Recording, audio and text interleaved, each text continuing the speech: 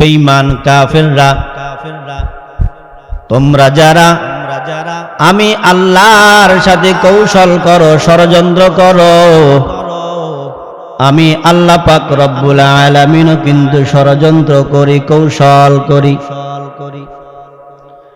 আল্লাহ পাক রব্বুল আলামিন আরো বলেন, ও নাস্তিক বেঈমানের দল, ও আমার বান্দা, আমি আল্লাহ পাক রব্বুল আলামিন কিন্তু সবচাইতে বড় ষড়যন্ত্রকারী, আমি আল্লাহ কিন্তু সবচাইতে বড় কৌশলকারী। তোমরা যত ষড়যন্ত্র করো না কেন, তোমরা যত ষড়যন্ত্র করো না কেন, তোমাদের ষড়যন্ত্র যখন শেষ হয়ে যাবে, আমি আল্লাহ পাক রব্বুল আলামিনের ষড়যন্ত্র তখন শুরু হবে। ও দুনিয়ার মানুষ, ও দুনিয়ার বেঈমান, ও দুনিয়ার মুশরিকরা, তোমরা ভালো করে শুনে নাও। তোমরা যারা কৌশল করে, ষড়যন্ত্র করে 16 বছর ক্ষমতায় থেকেছো, তোমরা যারা ষড়যন্ত্র করে, কৌশল করে, তোমরা নির্বাচন ছাড়াই পাশ করেছো, তোমরা যারা ষড়যন্ত্র করে তোমার দলের লোকদেরকেই চাকরি দিয়েছ, তোমরা যারা ষড়যন্ত্র করে এই বাংলাদেশের টাকাগুলো বিদেশের জমিনে পাঠায়া দিছ, তোমরা ষড়যন্ত্র করে তোমরা বাংলাদেশের অর্থ দিয়ে অন্য দেশে বাড়ি করেছ, তোমরা ষড়যন্ত্র করে ওলামা ইকরামদেরকে জেল খাটাইছ, তোমরা ষড়যন্ত্র করে পিলখানায় হত্যা করেছ, তোমরা ষড়যন্ত্র করে শাপলা চত্বরে মুসলমানদেরকে, হেফাজত ইসলামের কর্মীদেরকে তোমরা মেরেছ, তোমরা ষড়যন্ত্র করে ওলামা ইকরামদেরকে জেল খাটাইছ, তোমরা ষড়যন্ত্র করে আল্লামা মামুনুল হককে জেল খাটাইছ, তোমরা ষড়যন্ত্র করে পরিকল্পিত ভাবে ইনজেকশন দিয়ে তোমরা আল্লামা সাইদকে মেরেছ, ইন্তেকাল করেছ, করাইছ, হত্যা করাইছ, তোমরা ষড়যন্ত্র করে আমার বিভাগের ভাই আবু সাইদের বুকের মধ্যে গুলি করেছ, তোমরা ষড়যন্ত্র করে 41 সাল পর্যন্ত ক্ষমতায় থাকতে চাইছিলা। আমার আল্লাহ পাক রব্বুল আলামিন ডাক দিয়া কয়, ও ষড়যন্ত্রকারীরা শুনে রাখ, আমি আল্লাহর ষড়যন্ত্র শুরু করে দিব। যখন নাস্তিক বেঈমান তোদের ষড়যন্ত্র শেষ হয়ে গেল, আমার আল্লাহ পাক রব্বুল আলামিনের ষড়যন্ত্র যখন শুরু হয়ে গেল, আমার আল্লাহ পাক রব্বুল আলামিনের কৌশল শুরু করতে দেরি, ষড়যন্ত্র শুরু করতে দেরি, 1 ঘন্টার ভিতরে বাংলার জমিন থেকে ভারতের জমিনে পালাইতে দেরি করো নাই, ঠিক কিনা? তোমরা যারা ষড়যন্ত্র করো, তোমরা শুনিয়া রাখো, এই জমিনে ফেরাউন টিকতে পারে নাই, এই জমিনে নমরুদ টিকতে পারে নাই, এই জমিনে আবু জাহিল টিকতে পারে নাই, এই জমিনে খুনি হাসিনাও টিকতে পারে নাই।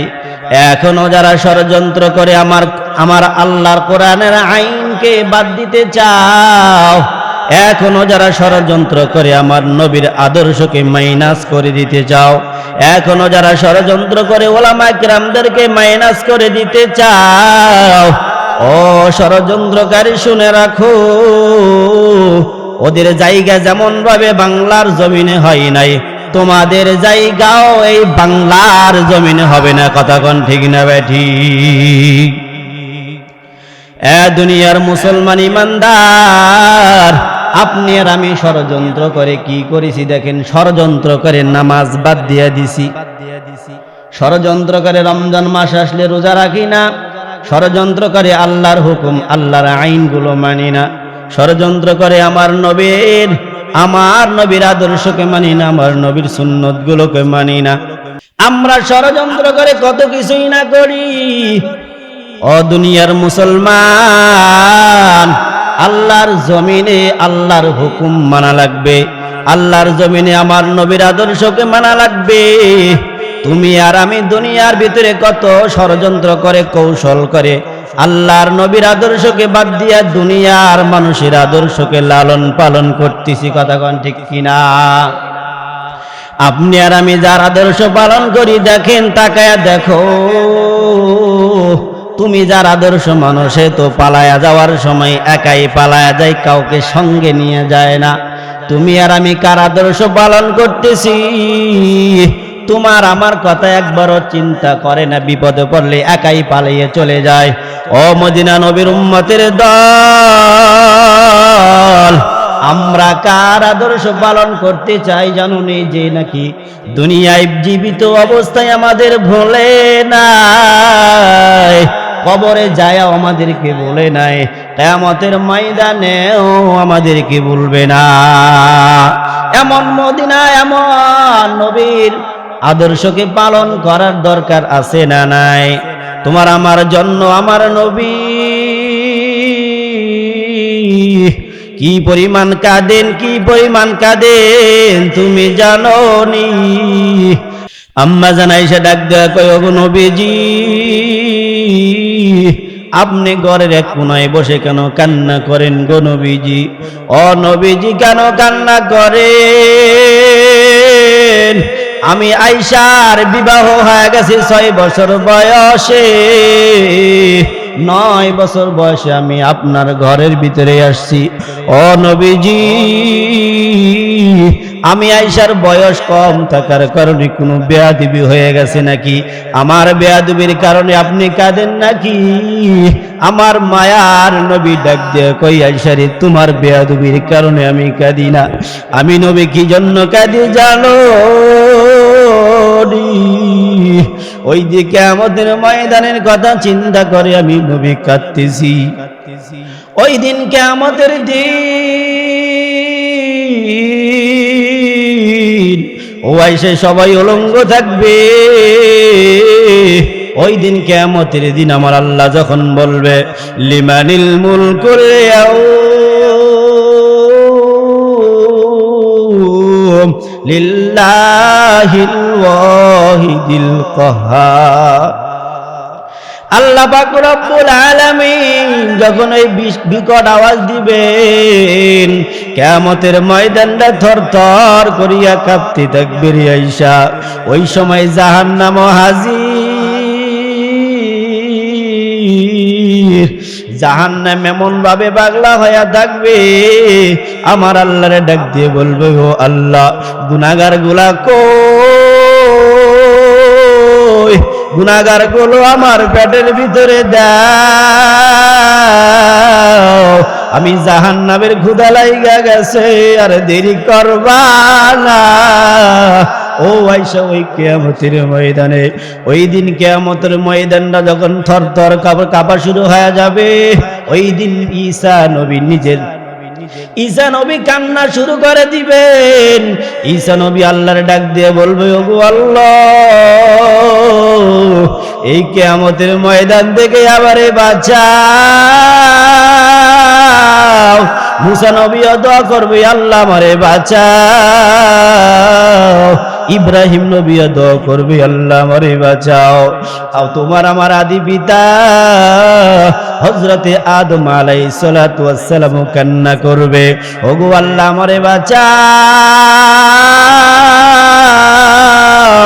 তোমার আমার নবী কি করবেন জানো রে? আম্মা জান আয়েশা ডাক দিয়া বলবে, ও নবীজি, আম্মা জান আয়েশা ডাক দিয়া বলে, ও নবীজি, ওই কিয়ামতের ময়দানে থরথর করিয়া যখন কাঁপবে, সবাই নিজের গুনার জন্য, সবাই নিজের জন্য আফসোস করবে, নিজের জন্য কাঁদবে। ওগো মায়ার নবী আমার, ওই দিন আপনার ভূমিকা কি থাকবে? আমার মায়ার নবী ডাক দেয়া কয়, আয়েশা রে, আমি নবী ওই দিন আমার মাওলার কুদরতি পায়ে পড়িয়া যাইব, আর কান্না করতে থাকব। আমার মাওলা ডাক দিয়ে বলবে, ও নবীজি, আপনার কি সমস্যা, কি জন্য আপনি সিজদায় পড়ে গেলেন? আমার মায়ার নবী ডাক দিয়ে বলবো, আল্লাহ গো, আমার উম্মতদেরকে আমি মহাব্বত করি, আমার উম্মতদেরকে আমি অনেক ভালোবাসি। আমার একটা উম্মত যদি জাহান্নামে যায়, আমি নবী জান্নাতে যাব না।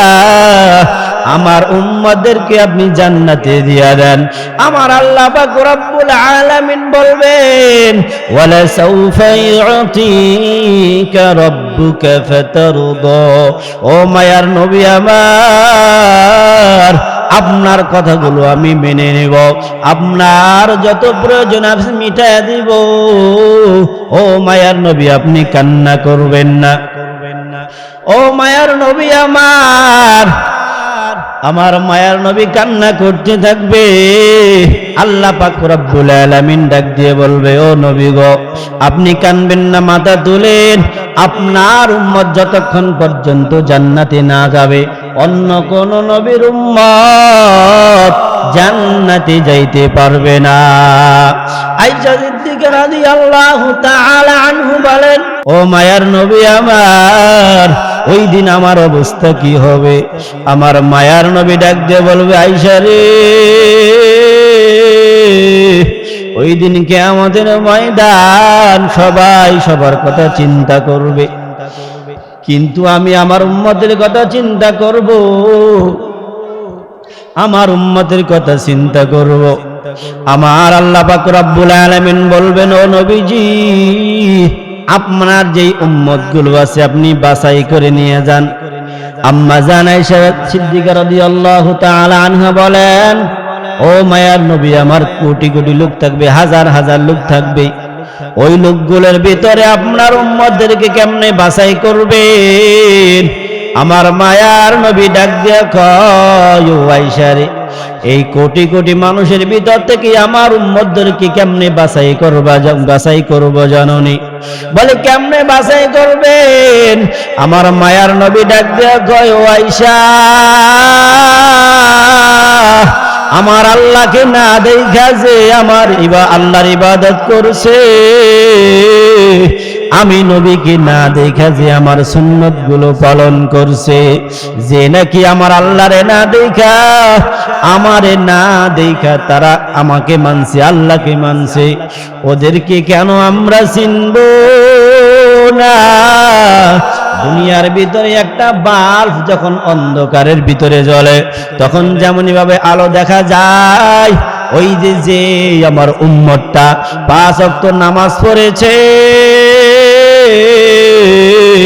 5 ওয়াক্ত নামাজের সময় ওযু করেছে, মুখমণ্ডল ধৌত করেছে, হাতগুলো ধৌত করেছে, মাথা মাসে করেছে, পাগুলো ধুয়েছে, ওই দিন কিয়ামতের ময়দানে তাদের হাত মুখগুলো পাগুলো ঝলমল করতে থাকবে। বলেন না সুবহানাল্লাহ।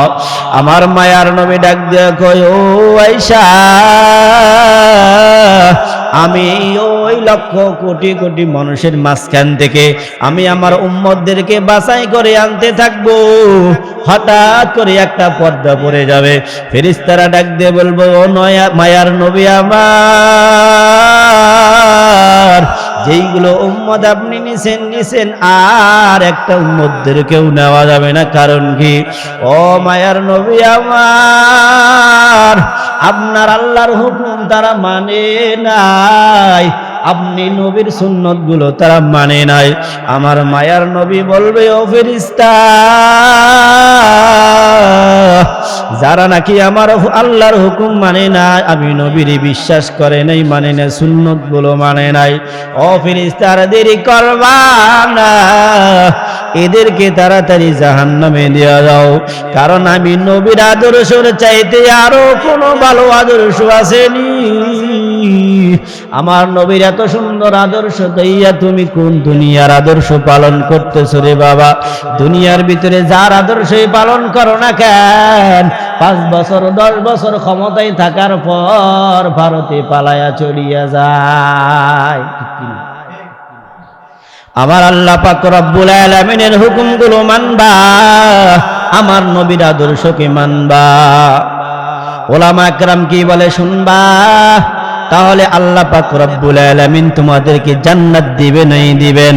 ও নবীর উম্মতের দল, এই দুনিয়ার ভিতরে আল্লাহর জমিনে আল্লাহর আইনকে বাস্তবায়ন করতে হবে।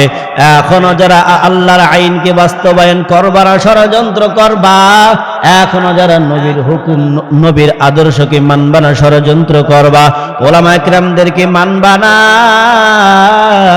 স্পষ্টভাবে বলিয়া দিচ্ছি তোমাদের ঠিকানা হলো জাহান্নাম। ও দুনিয়ার মুসলমান, আমার নবীর আদর্শকে আল্লাহর জমিনে বাস্তবায়ন করতে যদি রক্ত দিতে হয়, রক্ত দিব, জীবন দিব, শহীদ হব, তবুও আল্লাহর নবীর আদর্শকে এই দুনিয়ার ভিতরে বাস্তবায়ন করতে ওলামা একরামদের কথা শুনবে। ওগো আল্লাহ, তাদেরকে তুমি কবুল করে নাও, বলেন আমিন।